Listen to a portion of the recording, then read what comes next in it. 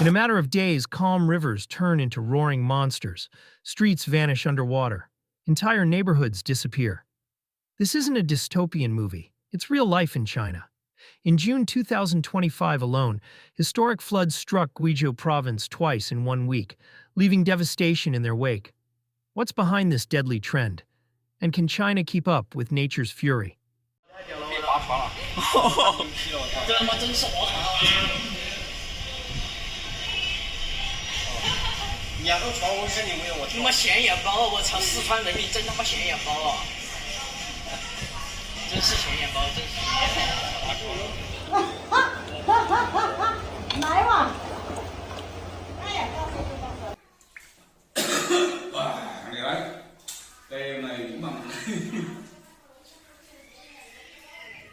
Welcome to Guizhou, one of China's most vulnerable provinces to extreme flooding.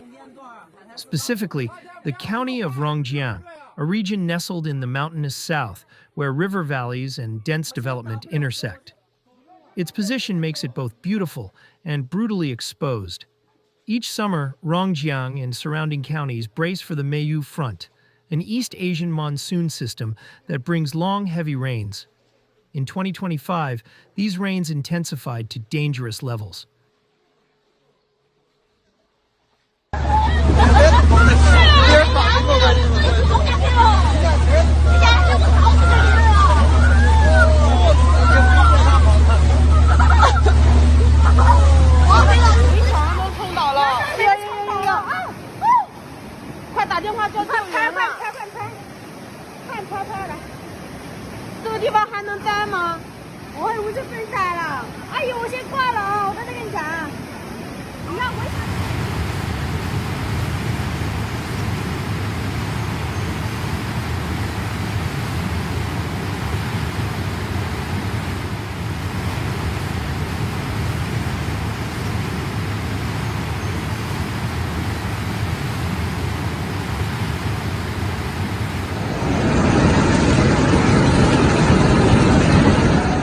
The province saw over twice the average June rainfall in under 5 days.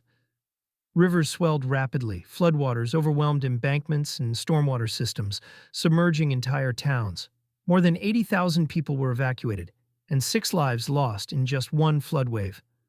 But this is no isolated incident. Flooding in China is becoming more frequent, more intense, and more unpredictable. Cehennemin ateşi dedikleri şey bu olsa gerek.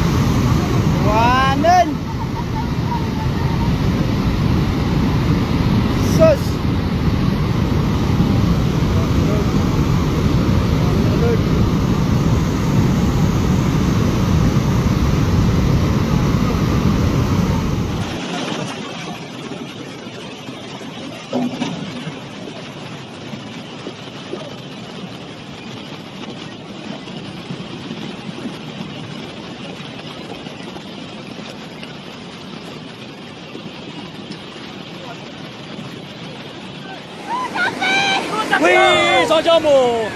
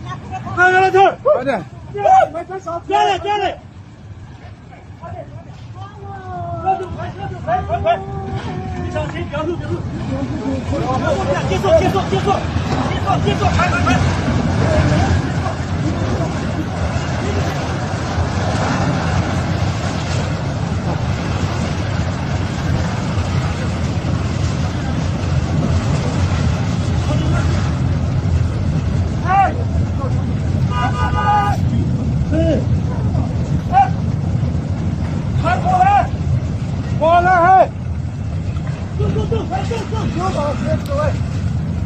过来，喂，过来。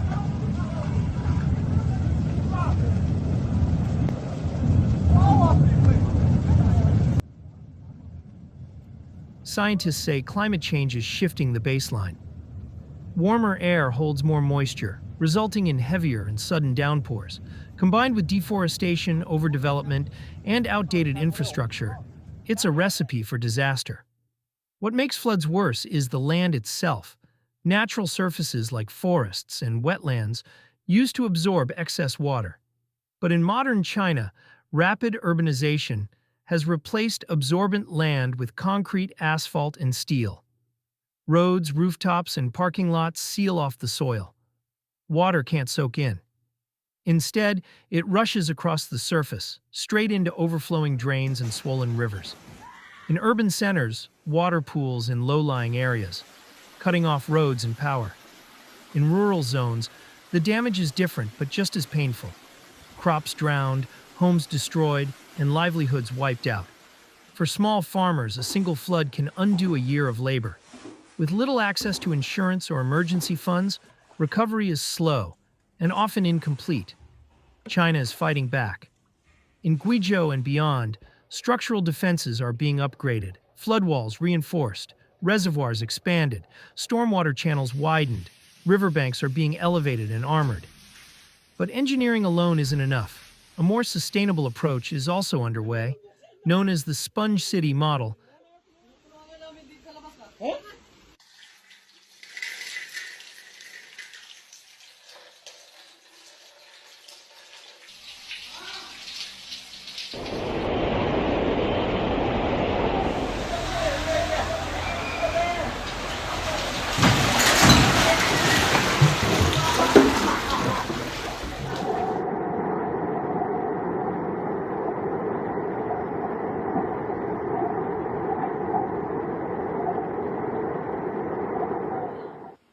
This strategy mimics nature. It uses permeable pavements, rain gardens, and urban wetlands to soak up water where it falls, reducing runoff and relieving pressure on drainage networks. Forest restoration and wetland conservation projects are also gaining momentum, allowing the landscape to defend itself again. Technology plays a vital role too. Satellite systems, AI weather models, and real-time flood sensors now provide earlier warnings than ever.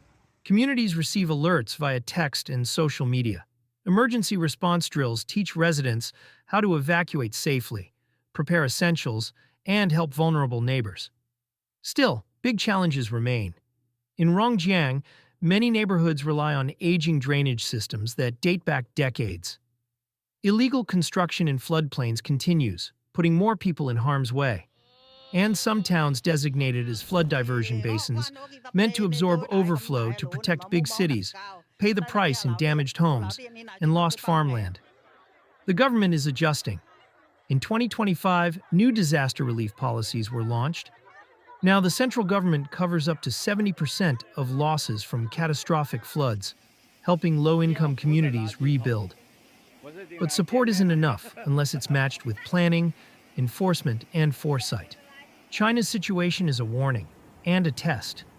From Guangxi to Henan, Chongqing to Hunan, floods have already displaced millions this year. Entire cities have been cut off from food, electricity, and clean water. Economic damage is in the billions. So what's the path forward? Experts say resilience must be layered. Smarter urban design, stronger flood defenses, nature-based infrastructure, early warning systems, public education, and above all, proactive adaptation, not reactive cleanup. Flooding isn't just a problem for tomorrow. It's a crisis for today. As the planet warms and weather grows more violent, the lessons from Rongjiang matter everywhere. Cities that build with nature, not against it, stand the best chance of survival. If this story opened your eyes, hit that like, tap subscribe, and drop a comment below, especially if your region has faced flooding too. Let's build awareness, resilience, and smart cities together. Stay safe, stay alert. We'll see you in the next one.